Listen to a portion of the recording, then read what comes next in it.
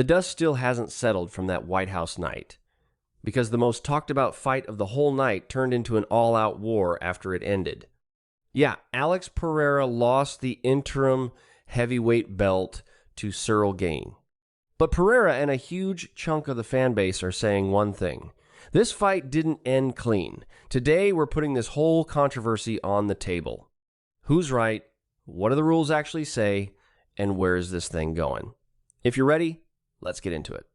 First, let's set the scene. Pereira came into this fight to literally make history. If he won, he'd become the first fighter in UFC history to hold belts in 3 different weight classes. Across from him was the southpaw Cyril Gane, and that style matchup was tough for Pereira from the jump. The first round was actually Pereira's. All 3 judges gave it to him. But just 1 minute and 27 seconds into the second round, everything changed.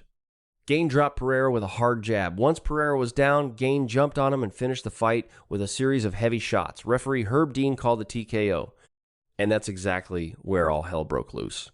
Because when you watch the fight at full speed, some of Gane's shots in that finishing moment looked like they were landing on the back of Pereira's head. And the back of the head, as you guys know, is an illegal target in MMA. A few days after the fight, Pereira put out a long video and absolutely went off. His claim is this: Gane intentionally hit him in the back of the head with illegal shots, and referee Herb Dean did nothing to step in. And Pereira took it even further. He said that in the rules meeting before the fight, through his interpreter, he specifically warned Dean. He said he told him, Gane has a long history with this. Keep an eye on it. And here's the interesting part. Sean O'Malley actually confirmed that Pereira raised this warning in that meeting. So Pereira's concern was genuinely on the table before the fight even started. Pereira used some really harsh words for the ref too. He said, "He is not a man. He shouldn't have been refereeing that fight. A guy like that should be punished. He should even face legal consequences." He announced he's going to talk to his lawyers and appeal the result. The way Pereira sees it, if those illegal shots hadn't landed, he could have recovered and he wouldn't have lost. He's got no problem with the jab that dropped him. By the way, he calls that a lucky shot.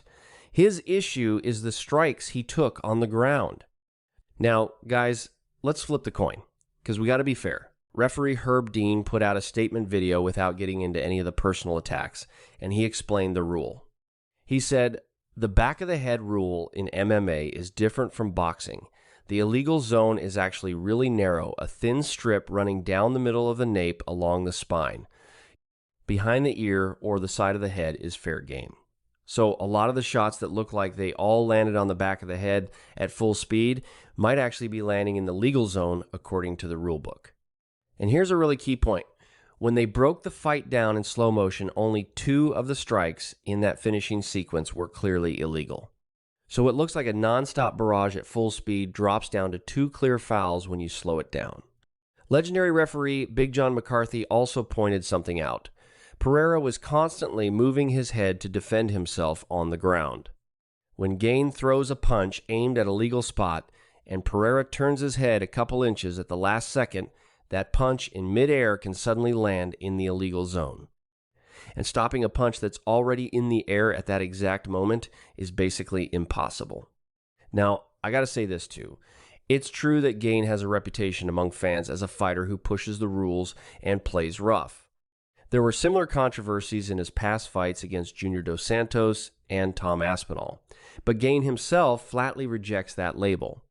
This whole thing obviously split the community in half. Heavyweight champ Tom Aspinall, watching the fight live, said about those shots, "They look very illegal. What is going on?" Fans went through the footage frame by frame, counting the shots that landed behind the head. And another group is saying Pereira lost, now he's just looking for an excuse. So things got messy fast. So where does this go from here? Pereira is starting the appeal process and he wants a rematch. But the truth is, results almost never get overturned in MMA, and referees rarely get punished for their calls. Pereira says that's exactly what he wants to change, that fighters need to come together and hold referees accountable. On Gane's side, there's talk of a possible rematch in Paris, and even Tom Aspinall gave that rematch a green light by saying, "I'm in." So this story isn't over, it's just getting started. Now the most important part, your opinion. Do you guys think this was a clean finish, or did Pereira really get robbed? Did the ref handle it right, or is Pereira justified? Drop it in the comments because people are not going to let this one go. If you enjoyed the video, don't forget to leave a like and subscribe. We'll be right here for the next big event. Take care of yourselves, stay in shape, and I'll see you in the next video. Later, guys.